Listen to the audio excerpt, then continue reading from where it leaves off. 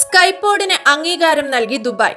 Umm Suqeim street, Al Khor, Sabeel എന്നിവയെ ബന്ധിപ്പിക്കുന്ന 65 kilometre smart mobility സംവിധാനമായ സസ്പെൻഡഡ് ട്രാൻസ്പോർട്ട് സിസ്റ്റംസ് പ്രൊജക്ടിനാണ് ദുബായ് അംഗീകാരം നൽകിയിരിക്കുന്നത്. അടുത്ത 10 വർഷത്തിനുള്ളിൽ ദുബായിയുടെ നേതൃനിരയെ വിവിധ മേഖലകളിൽ ഉയർത്തുക എന്ന ലക്ഷ്യത്തോടെയാണ് പുതിയ പദ്ധതി പ്രഖ്യാപിച്ചിരിക്കുന്നത്. ദുബായ് മീഡിയ ഓഫീസ് പറയുന്നതനുസരിച്ച് 2030ഓടെ ദുബായിലെ ഓട്ടോണമസ് അല്ലെങ്കിൽ ഡ്രൈവറില്ല പൊതുഗതാഗത യാത്രകളുടെ വിഹിതം 25% ഉയർത്താൻ പുതിയ സംവിധാനം സഹായിക്കും. മുകളിൽ ഘടിപ്പിച്ചിരിക്കുന്ന റെയിലിൽ കൂടി സഞ്ചരിക്കുന്ന വാഹനമാണ് സ്കൈപോഡ്.